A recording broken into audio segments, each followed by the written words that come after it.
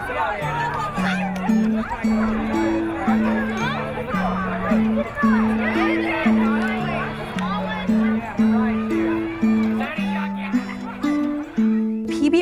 I think, has taken my teaching to that next level where I'm focused more on the positive interventions. And what I've discovered is you can never push kids so they feel as though they're in a corner and they have to react. So to leave that door open and just remain calm, and it's not a personal issue, you're not making me upset, it's just the rules we have to follow. And just opening up those lines of communication, I think, is key. I want to know at least a few things right off the bat about them. Very specific things. Tell me what's your favorite movie? What's something that you did over the summer? You'll find that even that question alone opens a lot of doors. A friendly face, a smile, an open door, a helping hand. That's my mission, and I don't teach it. I'm going to show you what I think you should do, and I hope you follow. He was born that way. What can he do about it, right? It's kind of like being laughed at if you have a nose. I point out when kids are being positive with each other as opposed to always picking on what they're doing wrong. He's basically telling Firefly that he wants to get bullied. I love that McHale actually provides evidence from the text. I do a lot of cooperative groupings. I want them to feel like and empower them to know that they can depend on one another. And with that, their relationship and bond with each other has dramatically improved since the first day of school. And I think that has built a camaraderie within our classroom. Okay, before you do that, double check. 6 minus 2. 4. All right. Way to go, Taylor. So we have Kip Card, which we all carry on us for positive reinforcement. Is knowledge is power, Kip Cards.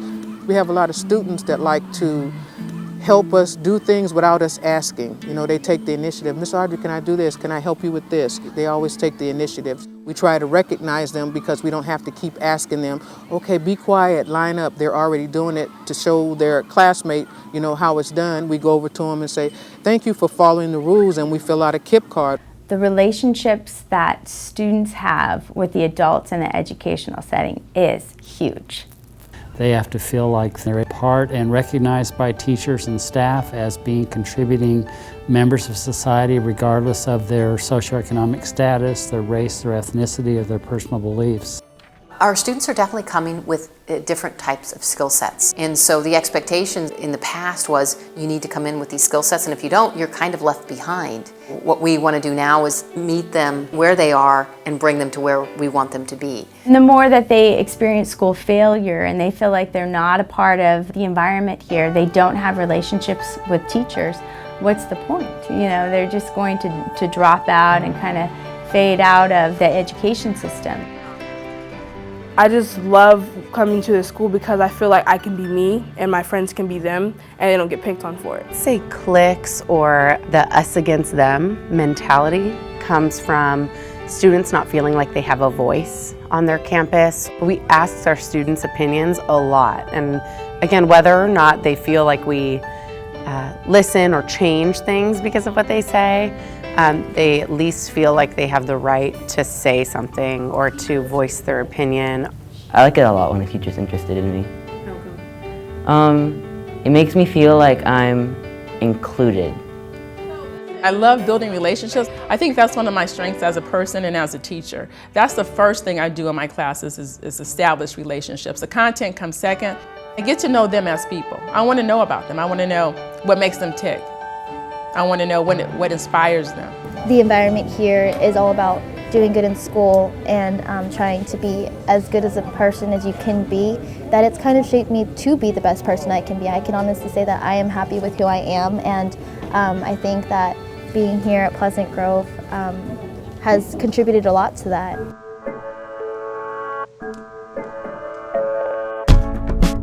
This isn't just about kids changing who they are and their understandings of the world. It's changing how adults interact and create environments where kids can be successful. So if we're truly going to meet the needs of each kid every day, I just don't see how PBIS isn't a critical component of that.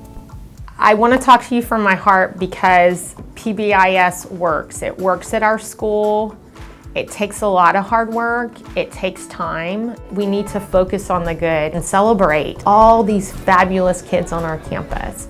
And yes, we hold it accountable our kids that aren't making right choices. But if you make right choices, look at all the things you get to experience.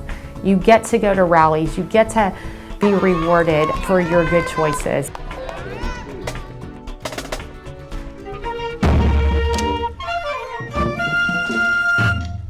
And I think that's just a life lesson, that your choices decide your future.